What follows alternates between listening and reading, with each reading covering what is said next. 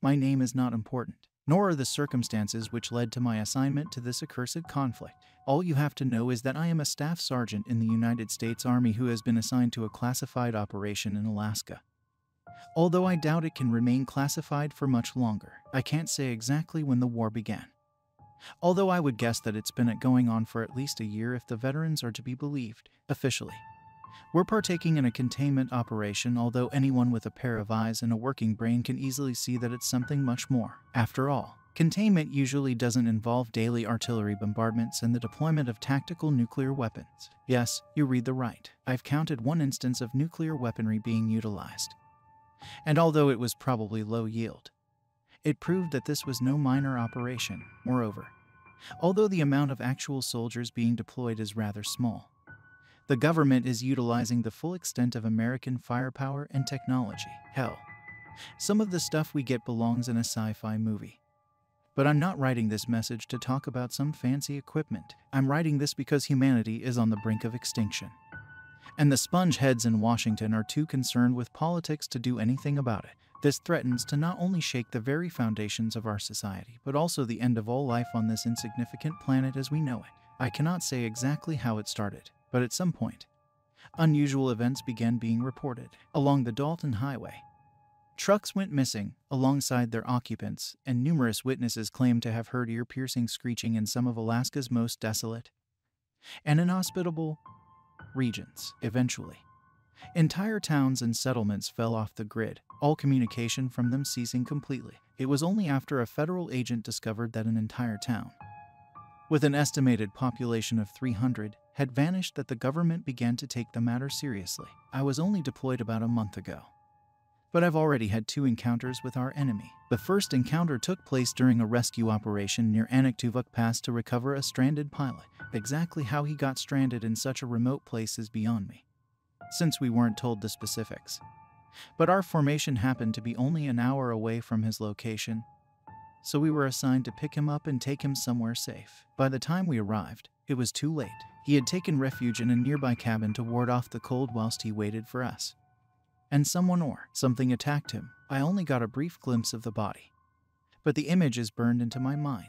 His entire body had been pierced with sticks, branches, and twigs that seemed to rise from the floor, his sidearm still resting in its holster, implying that his death was quick. What scared me most was not the mutilated corpse itself, but the question which hung over it.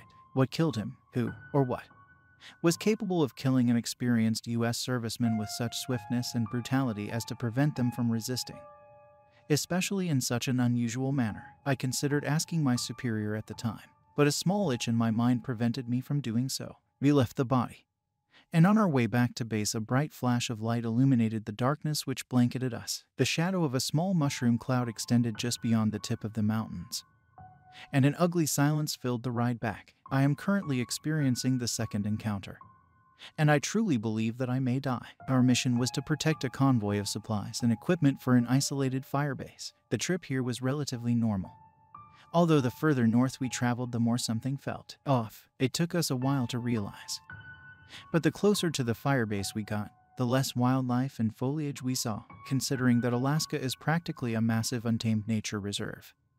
It was more than unusual to not see a single sign of life. By the time we were about an hour away, the terrain around us completely lacked any vegetation, and the sky was void of any migrating birds. We could all feel the wrongness that perpetuated around us. The reason for our unease became clear when we reached the base. The complex seemed completely intact, but not a single soul was presented. Any sign of human inhabitation had been erased, and all that was left were empty buildings and defensive emplacements. In the hopes of searching the local area the next day, we were ordered to remain at the base for the night until sunlight rose. I don't think I will ever see the light of day again. It started just after midnight, when one of our privates, Jenkins, was reported missing by his buddy.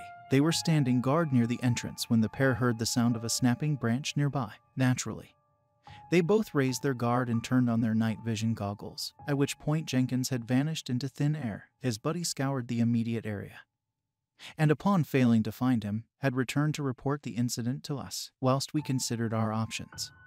Another private entered the command room. Another soldier had gone missing. For the next 30 minutes, just over half our formation would seemingly vanish into the abyss of the night.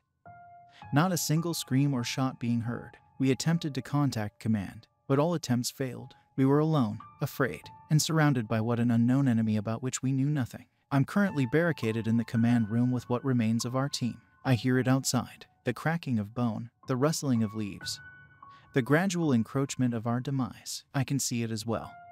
What we are fighting, not terrorists. Not an enemy nation, not even some horrific monster or demonic entity which you might see in a horror movie. We're fighting that which we stand on. A horrible mass of nature, including trees and animals, is slowly expanding towards us. It's sentient, and it clearly views us as hostile. Our weapons do practically nothing against them. We have nothing to aim for, and they seem to have no conventional weakness. I'm not sure how much longer we have, but the entire structure has been enveloped in hard oak and ever-shifting greenery. I think a few branches have managed to break through the ventilation, so it's only a matter of time before it finds us. We're waging a war against nature itself, and it's finally started to fight back.